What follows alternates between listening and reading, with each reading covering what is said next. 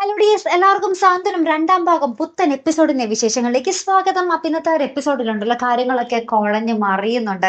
ഇവര് വിരുന്നിന് വരുന്നുണ്ടല്ലോ. അപ്പൊ നമ്മുടെ മിത്രയും ആര്യനും കൂടി സ്കൂട്ടറിന് വരുന്നുണ്ടല്ലോ. അപ്പൊ ഇടക്ക് വെച്ച് നമ്മുടെ മിത്ര ഇങ്ങനെ വഴി തെറ്റിപ്പോയല്ലോ, നിർത്തുന്ന് പറഞ്ഞ് വണ്ടി നിർത്തിക്കുന്നുണ്ട്. അപ്പോഴാണ് നമ്മുടെ ആര്യം പറയുന്നത്, തന്നെയും ബാക്കിലിരുത്തി എനിക്ക് കുറച്ചൊന്ന് ചുറ്റണമെന്ന് തോന്നി, അതാ വഴി തെറ്റിയെന്ന് മനഃപൂർവ്വം പറഞ്ഞിട്ട് ഇങ്ങനെ ചുറ്റിയെന്നൊക്കെ പറഞ്ഞിട്ട്. അപ്പൊ മിത്രയ്ക്കും ആര്യനും ഭയങ്കര സന്തോഷമാവുക കേട്ടോ. നമ്മുടെ ആര്യൻ ഇങ്ങനെ മനസ്സൊക്കെ തുറക്കുന്നത് വല്ലപ്പോഴും ആണ്ടിലും കുലത്തിലൊക്കെ ആണല്ലോ. അപ്പൊ ഇത് കേൾക്കുമ്പോൾ നമ്മുടെ മിത്രയ്ക്ക് ഭയങ്കര സന്തോഷം. അങ്ങനെ ഇവർ ചുറ്റിക്കറങ്ങി കറങ്ങി ഇവര് വിരുന്നിന്റെ അവിടെ നമ്മുടെ ശ്രീദേവിയുടെ വീട്ടിൽ വരുന്നുണ്ട്. അവിടെ ആണെങ്കിലും വമ്പൻ ട്വിസ്റ്റുകളാട്ടോ. നമ്മുടെ പലിശക്കാരൻ കറക്റ്റ് ആയിട്ട് വരുന്നുണ്ട്. അയാൾ എന്റെ അടുത്തുനിന്ന് 2 ലക്ഷം രൂപ നീ വാങ്ങിയില്ലാടാ, മര്യാദക്ക് തിരിച്ചു തന്നോ എന്നൊക്കെ പറയുന്നുണ്ട്. ഉദയവാണി നൈസ് ആയിട്ട് അയാളെ മാറ്റി നിർത്തി എന്തൊക്കെയോ കാര്യങ്ങളൊക്കെ പറഞ്ഞ് സോൾവ് ആക്കി വിടുന്നുണ്ട്. ശേഷം ഇവരുടെ അടുത്ത് പറയുന്നുണ്ട് അയാൾക്ക് ഭ്രാന്താണെന്ന്, അതേപോലെ പലിശക്കാരന് ഭ്രാന്താണെന്ന് പറഞ്ഞ് ഇവരെയൊക്കെ പറഞ്ഞ് വിശ്വസിപ്പിക്കുന്നൊക്കെയാണ് കേട്ടോ.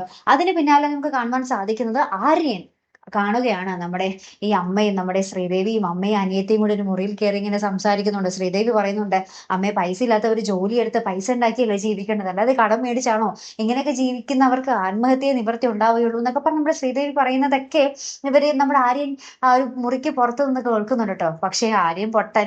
ഇവര് പുറത്തിറങ്ങി കഴിയുമ്പോൾ പെട്ടെന്നായിരിക്കും അമ്മ ഇങ്ങനെ ഡോർ ഓർക്കുമ്പോൾ ആര്യൻ ഇങ്ങനെ എല്ലാം കേട്ടുകൊണ്ട് നിൽക്കുന്നു കേട്ടോ. അപ്പൊ തന്നെ നമ്മുടെ ശ്രീദേവി വന്ന് ആര്യ എന്താ കാര്യം എന്നൊക്കെ ചോദിക്കുമ്പോൾ നമ്മുടെ ആര്യം പറയുന്നുണ്ട്, ചേച്ചി ആരുടെ കാര്യം പറഞ്ഞേ, നിങ്ങളുടെ ബന്ധുക്കളിൽ ആർക്കാ ഇത്ര ദാരിദ്ര്യം എന്നാട്ടോ ചോദിക്കുന്നത് നമ്മുടെ ആര്യൻ. ആര്യൻ അപ്പോഴും മനസ്സിലായില്ല ഇവരുടെ കാര്യമാണ് പറയുന്നതെന്ന്.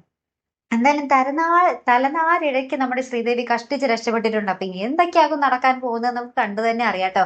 അപ്പൊ എന്തായാലും അടുത്തൊരു വീഡിയോ വരുന്നത് വരയ്ക്കും ഗുഡ് ബൈ.